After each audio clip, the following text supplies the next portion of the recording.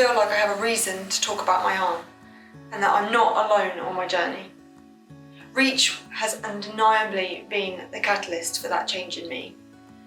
I rejoined in February, just 7 months ago, and already I've got rid of the cardigan or the sock that I've been hiding my arm with for 31 years. Seeing new members every day and taking part in Limb Loss Awareness Month got me out of my comfort zone, and it made me realise that I'm not just doing it for myself, but I'm doing it to create awareness for the other Reach members, other Reach children and adults. I've been shy for a lot of my life, but my arm has also been a huge motivator for me to push me to do things that other people didn't expect me to do just because I had a disability. Growing up, I had a pretty normal childhood. I went to a really great school. I was never bullied. Great family, great parents, always telling me that they never noticed my arm and that I can do anything. But I realise now that the thing that was missing was that I didn't have the representation, and I didn't have the person in front of me with the upper limb difference that I could look at to tell me that different is fine. That's really what I wanted to see. And looking back, I realise how important representation is.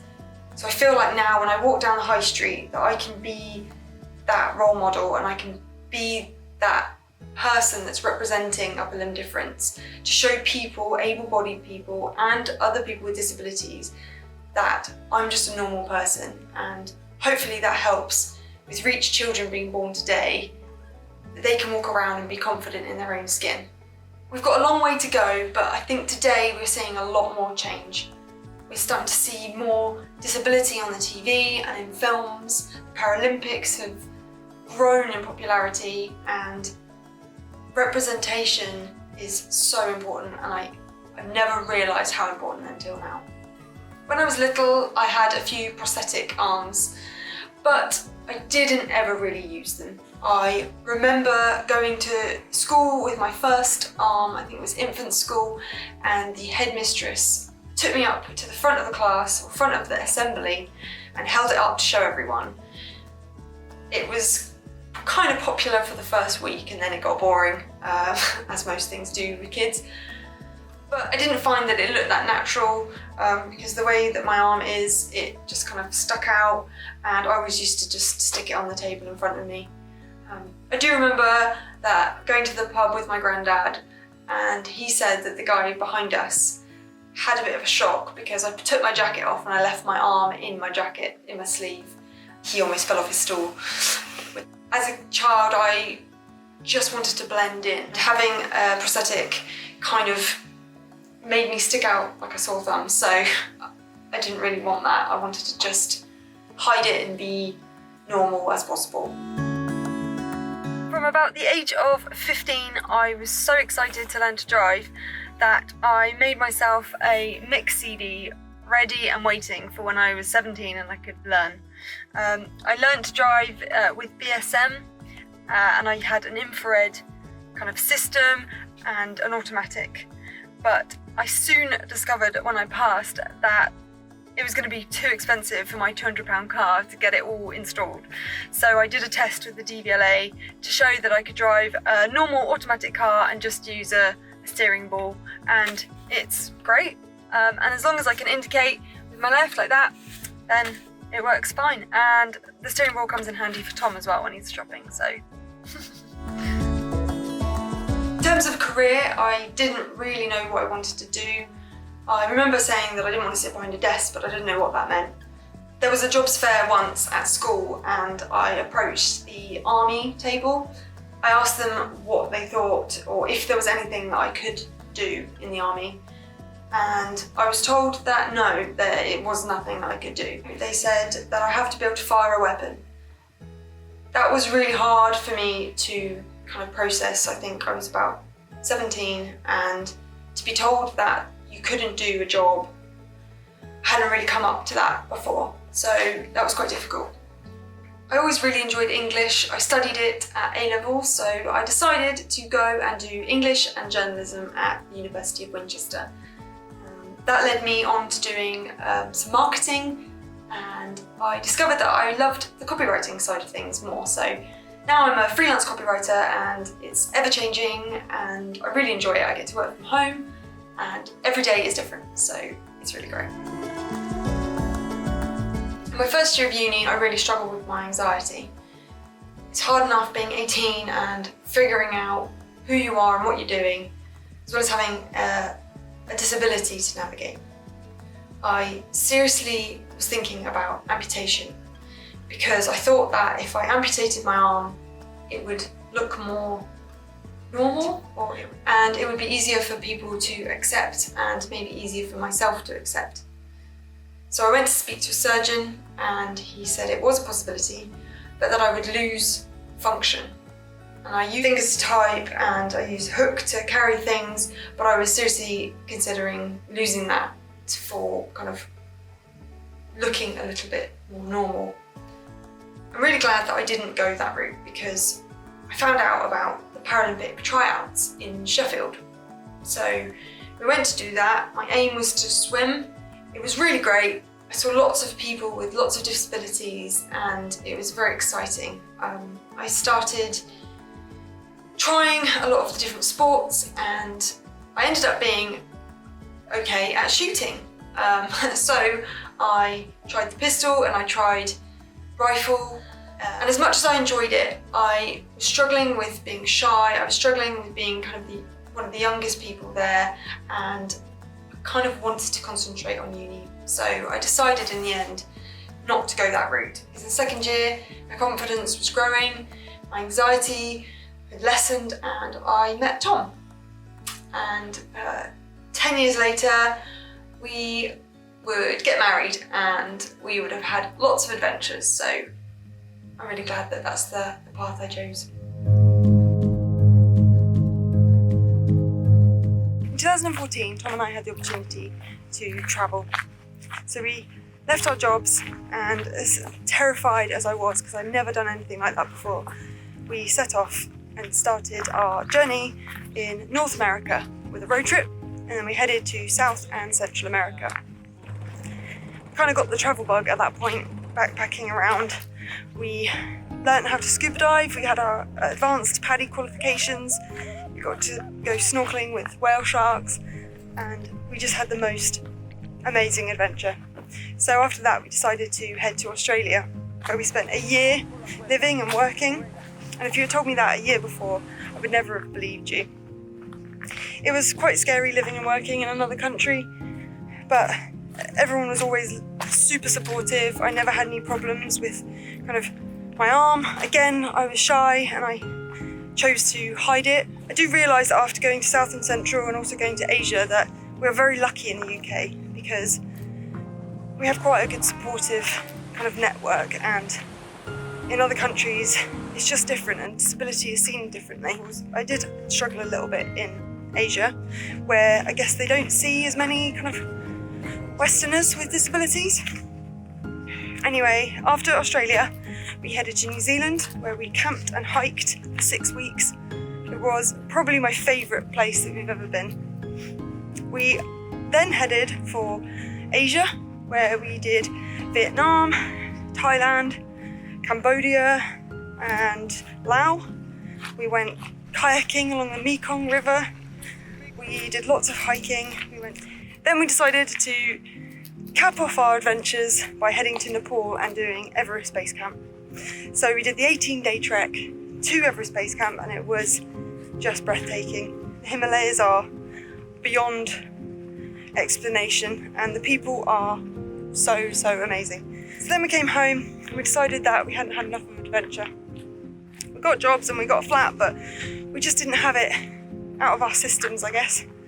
We planned to do the Appalachian Trail. It was a 2,189 mile trail from Georgia to Maine through 14 states of America. 2017, we set off and we did it in 5 months, doing 20 miles a day, 6 days a week. And it was the hardest, most brutal thing we've ever done, but it was the best thing we ever did. Doing the Appalachian Trail really taught me that I can do anything that I put my mind to. Like everyone, I have good days and I have bad days. On the bad days, I seem to notice my arm in the mirror more. I notice people staring more.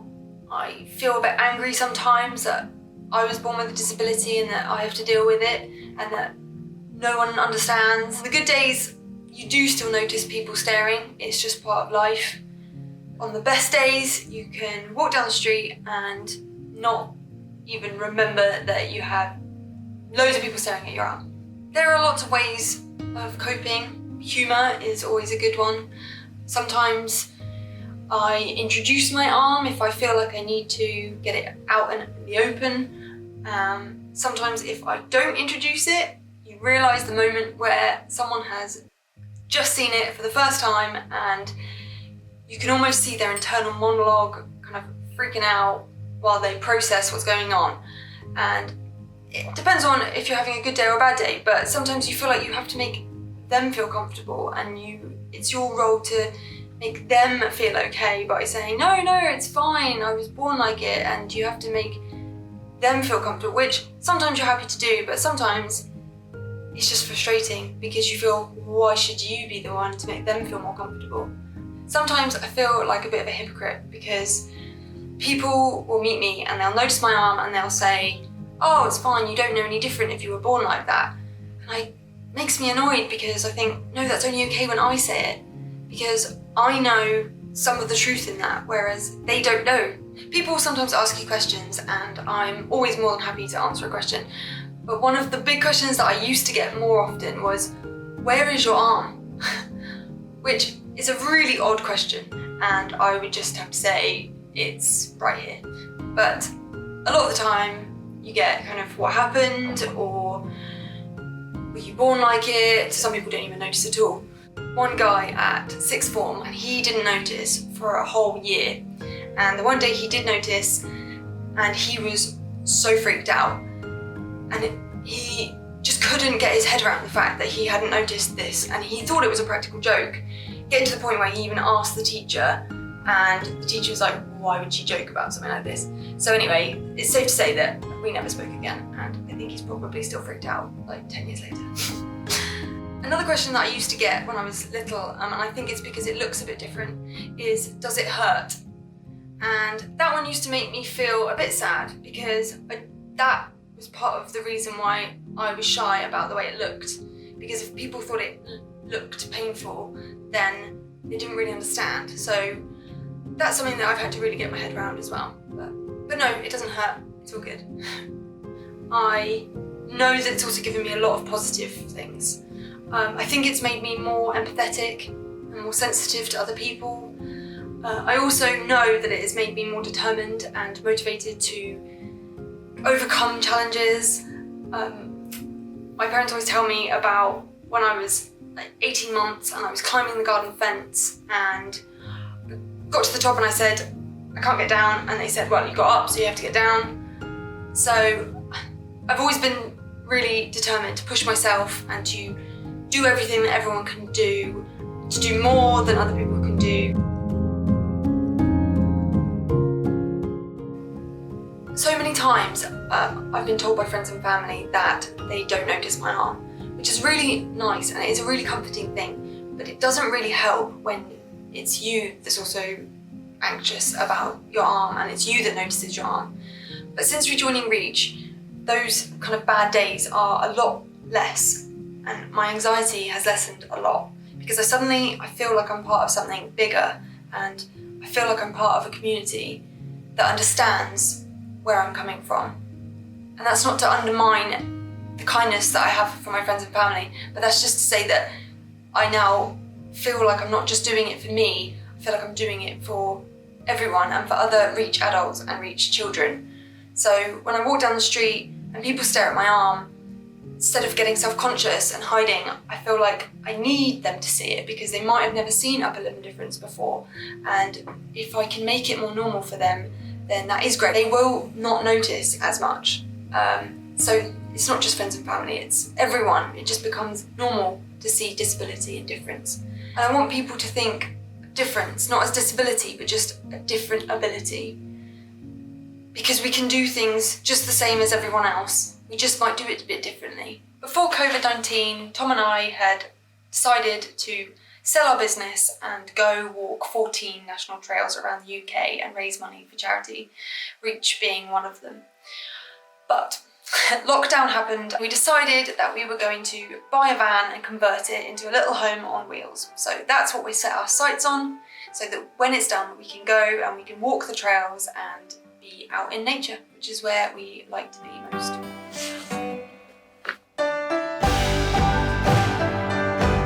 I don't know what the future holds for us, but I do know that we're going to be having lots of adventures, we're going to be living a simpler life, we're going to be in touch with nature and pushing ourselves, because that's when we feel alive and happiest. I've found that over the years, pushing myself really opens my eyes to what I can do, and it opens opportunities.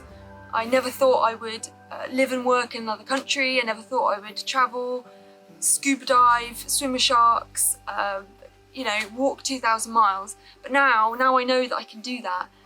When there's a new challenge ahead of me, I just think, well, look what you've done. So I think, don't let your disability stop you, don't let anything stop you. If you want something, you can make it happen, and it's only you that can know your own limits. So go out there and have some adventures.